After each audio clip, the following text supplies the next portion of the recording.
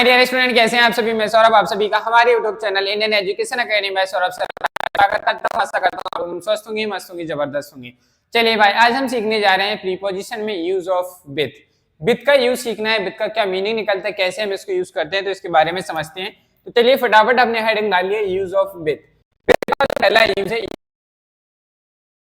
साथ में note down करते चलिए। यूज नंबर 1 कहता है हमारा, यूज नंबर 1 कहता है टू इंक्लूड समथिंग। अगर हम किसी चीज को इंक्लूड कर रहे हैं तो उस चीज को बताने के लिए हम क्या करते हैं, विद प्रीपोजिशन यूज करेंगे। क्या यूज करेंगे भाई, विद प्रीपोजिशन यूज करेंगे। कोई दिक्कत समस्या, आप कहेंगे सर समझ में आइए, बताइए भाई कि हम कैसे समझें कि किसी चीज को इंक्लूड कर रहे हैं। चलिए भाई समझते हैं एग्जाम्पल से। जैसे मैंने कहा she with, she with her friends, she with her friends. आपको बताना है यहाँ इज या आर गोइंग देयर। मैंने लिखा है सी विथ हर फ्रेंड। यहाँ पे थोड़ा एक चीज और समझ लेते हैं भाई, थोड़ा सा छोटा सा एक चीज और समझ लीजिए। देखिए भाई, आपके सामने मैंने दो जगह ऑप्शंस दिए हैं। एक तो fill in the blanks fill करना है, दूसरा आपको यहाँ बताना है इज आएगा क्या आएगा। पहले हमारा काम है कि हम सीखते हैं कि फिल इन द ब्लैंक्स में क्या आएगा। मैंने लिखा है see dash her friends is या आर गोइंग देयर, वहां जा रहे हैं। आपने कहा सर ठीक है, अब बात करते हैं इस फिल इन द ब्लैंक्स में क्या आने वाला है। तो आपके पास ऑप्शंस हैं विथ और एंड। क्या है, विथ एंड। आपके पास है विथ ऑप्शन है, विथ और। विथ और आपके पास दो प्रीपोजिशन है। अब आपसे पूछा गया है कि बताइए यहां इन दोनों में से क्या आएगा। अब थोड़ा समझते हैं। विथ जो है मतलब होता है, विथ का मतलब हम उस सेंस में यूज करते हैं, जैसे मान लीजिए कि हमने कहा शी के साथ उसके फ्रेंड्स भी क्या कर रहे हैं, वहां आ रहे हैं। ठीक है, क्या कर रहे हैं, वहां जा रहे हैं। तो ऐसी चीज में तुम्हारे साथ ए भी आ रहे हैं, उनके साथ ए आ रहे हैं। के साथ का जब सेंस निकलता है, किसी चीज को इंक्लूड कर लेते हैं, उनके साथ ए भी आ रहे हैं, तो इंक्लूडेड हुए कि नहीं, इंक्लूड कर रहे हैं। ऐसा सेंस बताने के लिए हम क्या करते हैं, विथ प्रीपोजिशन यूज करते हैं। तो यहां see dash her friend is या आर। देखो यहां हमारी एक से ज्यादा प्रीपोजिशन आ सकती हैं, कोई दिक्कत नहीं, बिल्कुल आ सकती है। शी एंड भी आ सकता है हमारा, तो कोई दिक्कत नहीं है। एक जगह एक से ज्यादा प्रीपोजिशन और कंजंक्शन आ सकते हैं, ये बात याद रखिएगा। She dash her friends is या आर गोइंग देयर। तो हमने कहा सी जो थी उसके साथ उसके फ्रेंड्स, सी जो थी उसके साथ उसके फ्रेंड्स भी वहां जा रहे हैं। इस चीज को बताने के लिए हमने सी के साथ उसकी फ्रेंड्स भी आ रहे हैं, तो हम यहाँ क्या यूज करेंगे, विथ प्रीपोजिशन यूज करेंगे। समझ में आई बात। के साथ का जब भी सेंस आएगा तो हमें वहां विथ प्रीपोजिशन यूज करनी है। अब आपने यहाँ पे क्या किया, विथ प्रीपोजिशन लिख दिया। हमने लिखा सी विद हर फ्रेंड्स। जब हम इसको पढ़ रहे होते हैं तो हमें लगता है सी विद हर फ्रेंड्स मतलब सी भी और उसके फ्रेंड्स भी हैं। It means a plural form हो गया। इसका मतलब क्या हुआ कि ये प्लूरल फॉर्म हो गया। प्लूरल फॉर्म हो गया तो आप यहाँ क्या करेंगे, आर जो है इसको सही चुन लेते हैं। ये सबसे बड़ी गलती है, ये सबसे बड़ी मिस्टेक है। इस तरीके का क्वेश्चन कॉम्पिटेटिव एग्जाम्स में पूछा गया है भाई, ये आपने आर टेक करके सबसे बड़ी गलती कर दी। चलिए समझते हैं थोड़ी सी बात को। सी हमारा मेन सब्जेक्ट है। क्या है, सी हमारा सबसे पहले आया है, तो ये हमारा क्या बन गया, मेन सब्जेक्ट बन गया। ये मेन सब्जेक्ट है। विद हमारी क्या होती है, प्रीपोजिशन है। क्या है, विद हमारी प्रीपोजिशन है। और प्रीपोजिशन के तुरंत बाद क्या आता है, उसका ऑब्जेक्ट आता है। तो प्रीपोजिशन का क्या बन गया, ऑब्जेक्ट।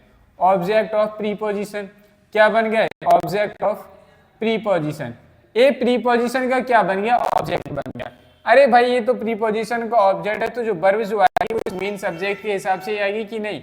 आप कहेंगे सर बिल्कुल आएगी। मेन सब्जेक्ट हमारा सिंगुलर है, आप कहेंगे सर बिल्कुल सिंगुलर है। तो सिंगुलर सब्जेक्ट के साथ यहाँ क्या आ जाएगा, इज आ जाएगा, आर हमारा गलत हो जाएगा। तो इस तरीके का क्वेश्चन पेपर में अच्छा एरर बनता है, तो आपको समझ के और संभल कर चलना है। याद रखना है कि जब भी विद प्रीपोजिशन है तो आपके इससे पहले जो सब्जेक्ट होता है उस सब्जेक्ट के बेसिस पे हमें यहाँ हेल्पिंग वर्ब यूज करनी है। चलिए बात करते हैं दूसरे एग्जांपल की। जैसे मैंने लिखा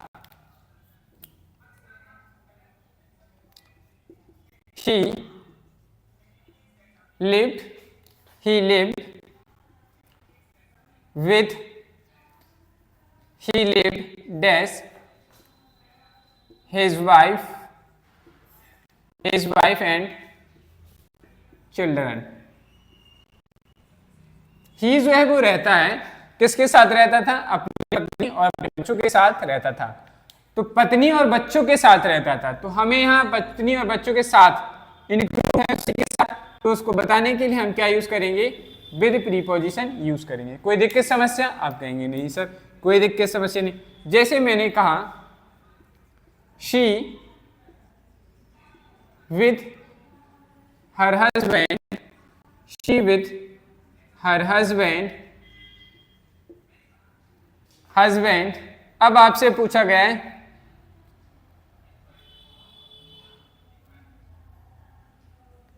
डू या डैश नॉट गो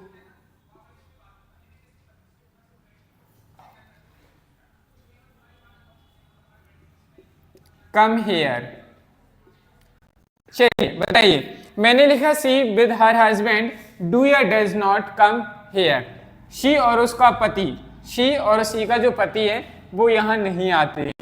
चलिए भाई, तो ये तो समझ में आ गया, शी है ये विद है, इसके साथ सर उसकी पत्नी और पत्नी के साथ उसका हस्बैंड, इस प्रीपोजिशन का ऑब्जेक्ट बन गया, कोई दिक्कत नहीं है सर। अब बात आती है कि यहाँ क्या आएगा। यहाँ प्रीपोजिशन का कोई क्वेश्चन नहीं बना, इस प्रीपोजिशन से बेस्ड हमने यहाँ पे एक हेल्पिंग वर्ब का एरर बनना है, तो ये हमने इसको यहाँ पे आपके सामने लिख दिया। अब आप कहना है यहाँ डू आएगा कि डज। तो देखिए भाई, हमारा सब्जेक्ट सी है, विद है, विद के साथ हर हस्बैंड उसका, तो हमारा ऑब्जेक्ट बन जाएगा प्रीपोजिशन का ऑब्जेक्ट। तो जो हेल्पिंग वर्ब आएगी वो सी के अकॉर्डिंग आएगी, सी के अकॉर्डिंग हेल्पिंग वर्ब आएगी, तो क्या आएगा? डज आएगा। तो डज हमारा करेक्ट आंसर हो जाएगा, डू हमारा क्या हो जाएगा?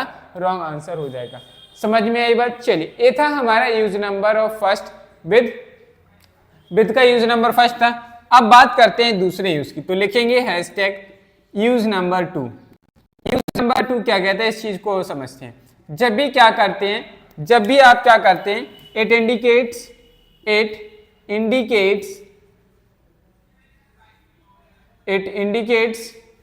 to do something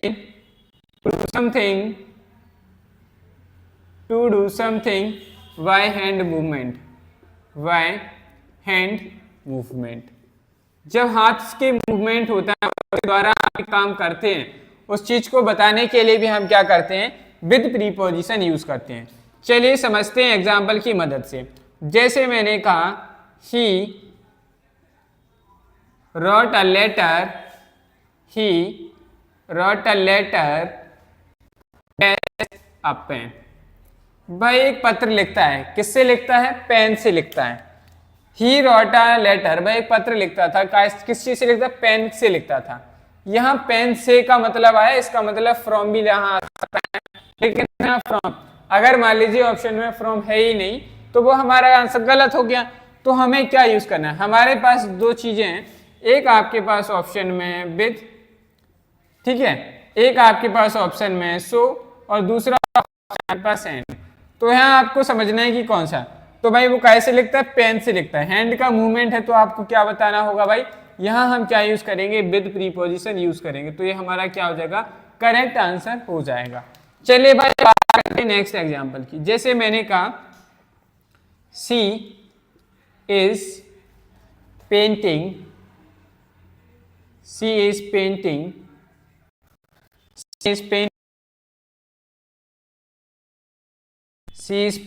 her room dash a color। She is painting her room, भाई अपना किससे कर रही? कलर से कर रही है। तो भाई कलर से कर रही है ना, से का सेंस आया, तो हम यहाँ क्या यूज करेंगे? विद यूज करेंगे। कोई दिक्कत समस्या?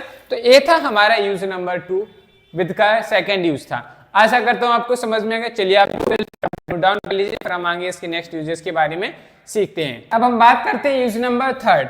विद का यूज नंबर 3 कहता है जब विद के साथ क्या होता है? जब विद के साथ हमें कोई भी इमोशंस या हमने अपनी जो फीलिंग्स है, इमोशंस, या हम फीलिंग्स को जाहिर करना चाहते हैं, तो हम वहाँ पे क्या करते हैं? उसको बताने के लिए विद प्रीपोजिशन यूज करते हैं। जैसे अगर हम बात करें एग्जाम्पल की, सी इज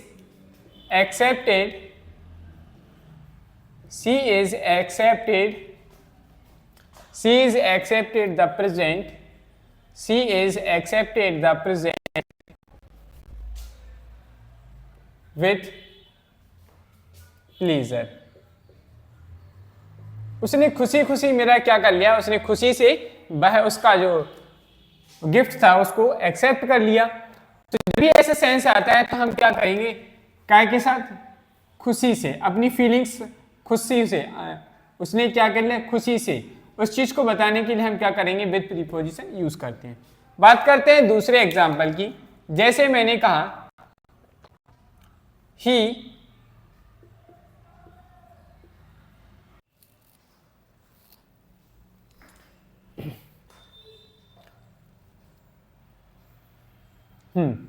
चलिए भाई, कुछ टेक्निकल इश्यू हो गया था जिसकी वजह से हमारी क्लास बीच में कट हो गई थी।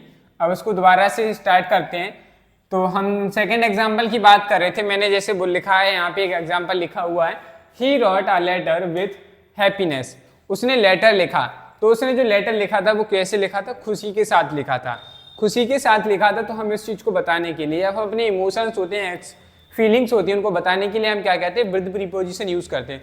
तो हमने क्या किया, उसने लेटर लिखा था विद हैप्पीनेस विद प्लीजर, खुशी के साथ उसने उस चीज को एक्सेप्ट कर लिया। नेक्स्ट ने कहा he wrote a letter with happiness, तो उसने खुशी से इस लेटर को लिखा था। नेक्स्ट लिखा है महिमा ज्वाइन हर ड्यूटी, महिमा ने अपनी ड्यूटी ज्वाइन की उत्साह के साथ। तो उत्साह के साथ की इस चीज को इमोशंस बता रहे हैं हम अपना, तो हम यहाँ फीलिंग्स बता रहे हैं, तो यहाँ हमने क्या यूज किया, विद प्रीपोजिशन यूज किया। अब बात करते हैं next use number 4। Use number 4 कहता है हमारा विद के साथ जब रिफ्लेक्सिव प्रोनाउन आती है तो वही बताती है कि आप अपने आप से अपने आप बात कर रहे हैं। अपने आप जब कोई व्यक्ति बात करता है, अपने मन में अपना गहन अध्ययन कर रहा होता है, उस चीज को बताने के लिए हम क्या करते हैं, विद प्रीपोजिशन यूज करते हैं। जैसे मैंने लिखा you should have a car, तुम्हारे पास कार होनी चाहिए, कन्वर्सेशन डैश योरसेल्फ, तुम अपने आप से क्या कर रहे थे, बातचीत कर रहे थे कि तुम्हारे पास क्या होनी चाहिए, वे कार होनी चाहिए। तो आप अपने आप से बात कर रहे हैं, इस चीज को बताने के लिए हमने क्या यूज किया, विद प्रीपोजिशन किया। हम अपने आप से बात करें इसलिए विद प्रीपोजिशन, किसी और से बात कर रहे होते तो हमें विद प्रीपोजिशन यूज करने की आवश्यकता नहीं पड़ती। Rohan should have a magical box, Rohan के पास क्या होना चाहिए, एक मैजिकल बॉक्स होना चाहिए। कन्वर्सेशन, आप बातचीत कर रहे थे किससे, अपने आप से बातचीत कर रहे थे कि रोहन के पास क्या होना चाहिए। तो हमने कहा यहाँ पे क्या आ गया हमारा, विद प्रीपोजिशन हमने यूज किया।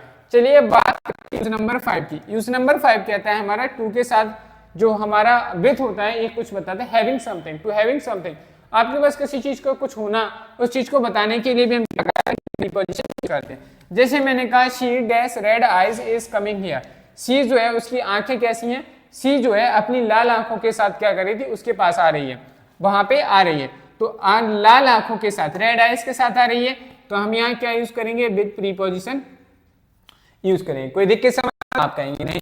जैसे मैंने नेक्स्ट एग्जांपल लिखा I have never seen, I have never seen the boys, I have never seen the boys dash blue hair, मैंने आज तक एक भी ऐसा लड़का नहीं देखा था जिसकी क्या हो, जिसकी क्या हो सफेद, यानी कि ब्लू हेयर हो। ब्लू हेयर के साथ मैंने आज तक कोई लड़का नहीं देखा। तो इस चीज को बताने के लिए हम क्या करें, उसकी कैसे वो हेयर है ब्लू कलर की, इस चीज को बताने के लिए हमने क्या यूज किया, विद प्रीपोजिशन यूज किया।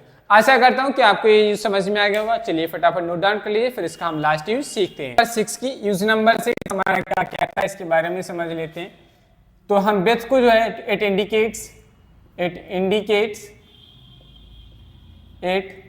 indicates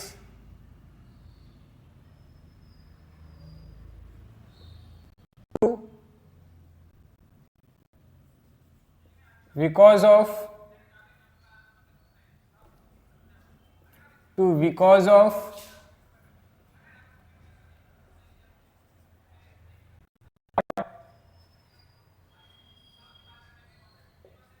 owing to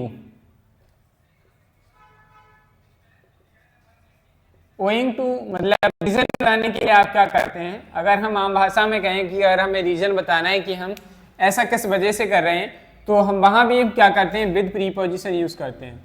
जैसे मैंने कहा she was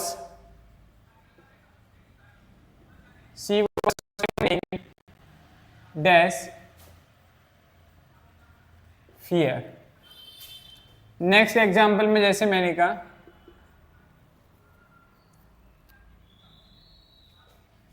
he was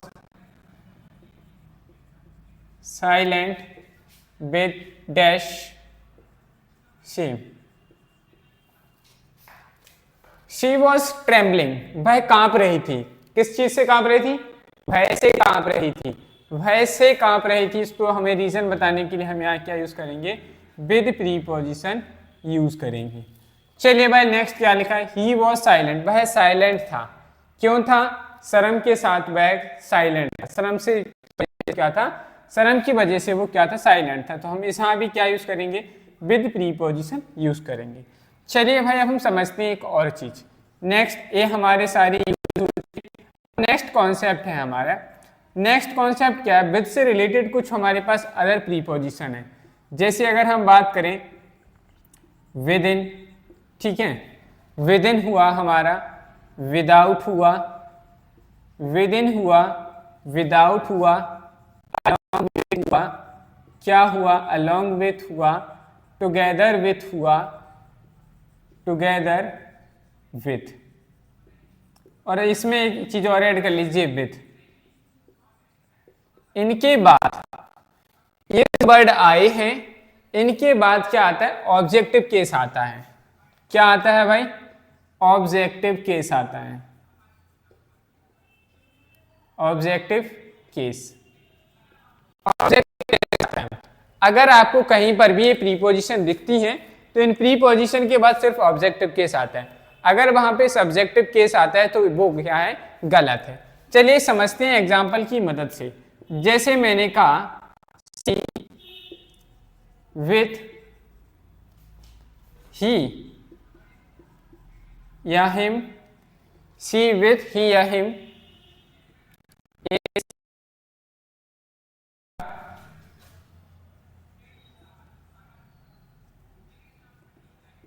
living there.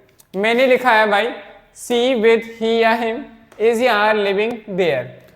आपको बताना है पहले यहाँ विथ के बाद क्या आएगा? ही आएगा कि हिम आएगा? आपको पता होना चाहिए कि विथ क्या है? हमारी प्रीपोजिशन, और प्रीपोजिशन के बाद ऑब्जेक्टिव केस आता है, इसलिए हमारा यहाँ क्या आना चाहिए था? विथ के बाद हमारा ऑब्जेक्टिव केस क्या है? हिम है। ये हमारा सही हो जाएगा, ही यहाँ पे गलत है। मतलब प्रीपोजिशन के बाद कभी भी और सब्जेक्टिव केस नहीं आता है, आपको याद रखना है। चलिए भाई एक तो यहाँ से एरर बनता है। दूसरा क्या है? सी विद हिम। अब इसका मतलब ये नहीं कि दो लोग हो गए, बात एक ही की हो रही सी, तो सी के हिसाब से हमारे यहाँ क्या आएगी? हेल्पिंग वर्ब आएगी इज। तो इज हमारा सही है, आर हमारा क्या हो जाएगा? गलत हो जाएगा। तो इस तरीके के क्वेश्चन हमारे इन प्रीपोजिशन से बनते हैं। चलिए अब भाई नेक्स्ट हेडिंग डाल लीजिए, use of with in. With in heading डाल लीजिए विद इन। विद इन का क्या यूज होता है? इसका मतलब होता है एट लेस देन। मतलब आपको जो समय दिया गया था उस समय से पूर्व आपको कोई चीज काम कराना है, ठीक है? उस चीज को बताने के लिए हम क्या करते हैं? विद इन यूज करते हैं। जैसे अगर हम बात करें एग्जाम्पल की,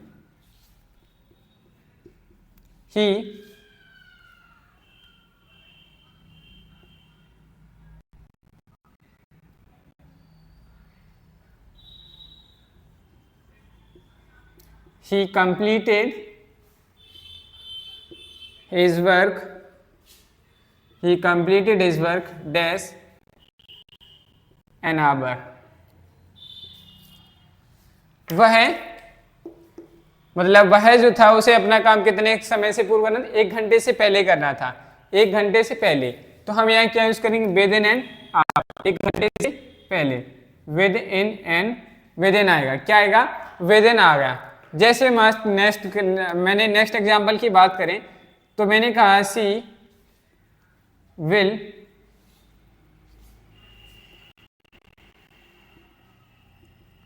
finish this project, she will finish this project dash a month। मैंने कहा सी विल फिनिश दिस प्रोजेक्ट, सी जो है वो इस प्रोजेक्ट को फिनिश कर देगी 1 महीने के अंदर।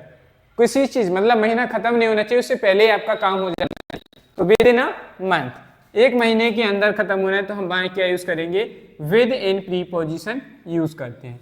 किसी को कोई दिक्कत समस्या नहीं ना भाई, तो इस तरीके से हम क्या करते हैं, विद इन प्रीपोजिशन का यूज करते हैं। चलिए भाई अब हम बात करते हैं नेक्स्ट। नेक्स्ट हमारी है, यहां आप लोगों को दिख रहा है कि नहीं, बिल्कुल दिख रहा है भाई। नेक्स्ट हम बात करते हैं, नेक्स्ट प्रीपोजिशन है हमारी बिहाइंड। क्या है, नेक्स्ट प्रीपोजिशन जो है वो है हमारी बिहाइंड। बिहाइंड का मतलब होता है to back something. It indicates, लिख लीजिए भाई, इसमें लिखेंगे it indicates, it indicates to back of something, to back of something, किसी चीज के पीछे होना, उसको बताने के लिए हम क्या करते हैं, बिहाइंड प्रीपोजिशन करते हैं। अगर हम बात करें हिंदी मीनिंग, बिहाइंड का निकलता है वो निकलता है पीछे। क्या निकलता है भाई, पीछे। जैसे मैंने कहा example, the sun, the sun, the sun was dash the clouds. जो क्लाउड्स थे उनके पीछे क्या था, सूरज है था। क्या था उनके पीछे, सूरज था। तो हम यहाँ क्या लिखें, पीछे का सेंस है, तो यहाँ क्या यूज करेंगे, बिहाइंड यूज करेंगे। जैसे मैंने कहा स्कूल इज, नेक्स्ट एग्जाम्पल, जैसे मैंने कहा my school is, my school is dash the bank. मेरा स्कूल जो है वो क्या है, बैंक के पीछे। मेरा स्कूल कहाँ है, बैंक के पीछे। My school is behind the bank, bank के पीछे है। तो बैंक के पीछे, तो पीछे के लिए हम यहाँ क्या कौन सी प्रीपोजिशन यूज करेंगे, बिहाइंड प्रीपोजिशन यूज करेंगे। इस तरीके से हम बिहाइंड प्रीपोजिशन को यूज करते हैं। ऐसा करता हूँ कि आपको समझ में आ गया, फटाफट नोट डाउन करिए, फिर हम आगे इसका नेक्स्ट यूज समझते हैं। Next use number 2 of behind. Use number 2 of behind क्या कहता है, इन सपोर्ट ऑफ। किसी की आप मदद करना चाह रहे हैं, किसी को सपोर्ट करना चाहते हैं, इन सपोर्ट ऑफ। किसी की मदद करने के लिए आप पीछे, किसी की अगर आप पीछे मदद कर रहे हैं तो उसको बताने के लिए हम क्या करते हैं, बिहाइंड प्रीपोजिशन यूज करते हैं। जैसे मैंने कहा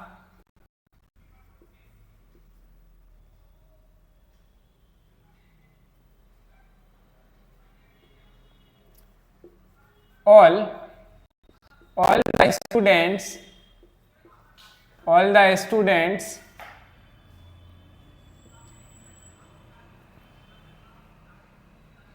all the student was dash the principal, dash the principal, all the students was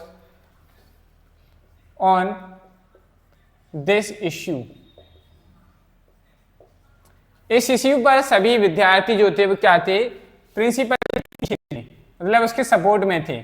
support में थे तो इस चीज को बताने के बिहाइंड द, तो हमें प्रिंसिपल के पीछे थे, इस चीज को बताने के लिए हम क्या यूज करेंगे, बिहाइंड प्रीपोजिशन यूज करेंगे। क्या यूज करेंगे, बिहाइंड प्रीपोजिशन यूज करेंगे। चलिए बात करते हैं एग्जांपल की। जैसे मैंने कहा all the friends, all the friends, all the friends was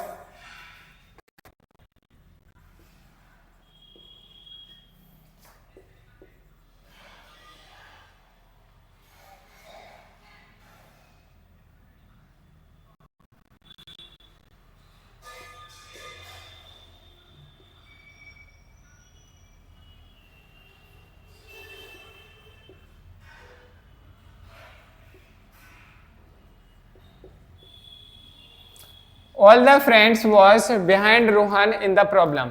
problem के समय जितने उसके जितने भी दोस्त थे वो सभी उसके क्या थे, सपोर्ट में थे।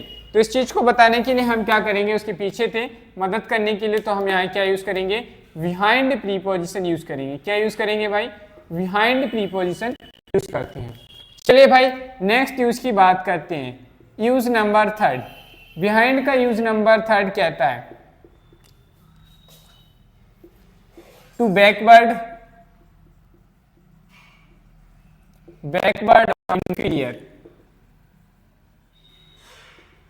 किसी चीज का बहुत कम होना, पीछे होना, बहुत गिरा हुआ होना, नीचे होना, उस चीज को बताने के लिए हम क्या करते हैं, विद बिहाइंड प्रीपोजिशन यूज करते हैं।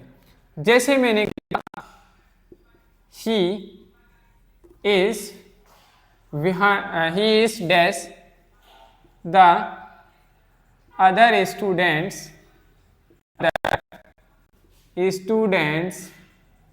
At studies in the class. देखिए भाई, मैंने लिखा he is dash the other student at studies in the class. वह जो है वो पढ़ाई के मामले में क्लास में सबसे पीछे है। जब हम इस तरीके का सेंस यूज करते हैं तो इस चीज को बताने के लिए भी हम क्या करते हैं, बिहाइंड प्रीपोजिशन यूज करते हैं। तो हमारा यहाँ क्या होगा, he is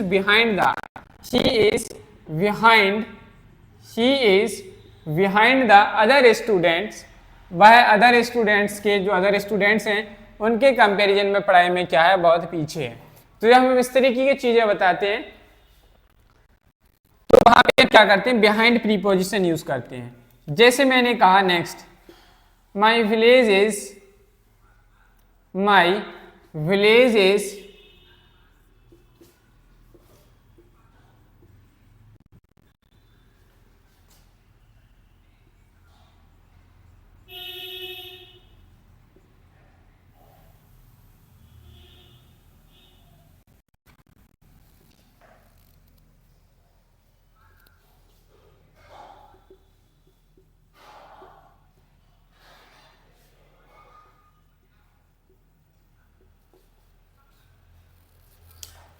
is behind the other facilities in the city. जो सुविधाएं सिटी में है उस कंपैरिजन में हमारा गांव जो है वो बहुत ज्यादा पीछे है, तो अदर फैसिलिटीज नहीं है वो। तो माई विलेज इज बिहाइंड क्या है, पीछे है, तो हम क्या यूज करेंगे, बिहाइंड प्रीपोजिशन यूज करेंगे। तो इस तरीके से हम यूज ऑफ बिहाइंड यूज कर सकते हैं। आशा करता हूं कि आज के आपको जो टॉपिक है प्रीपोजिशन का ही समझ में आया होगा। अगर आपको समझ में आया तो वीडियो को लाइक करें, चैनल को सब्सक्राइब करें और बेल आइकन को प्रेस करें, जिससे आपको हमारे आने वाले आगे की क्लासेस का नोटिफिकेशन मिलता रहे। और वीडियोस को अपने फ्रेंड एंड फैमिली मेंबर्स के साथ शेयर करें।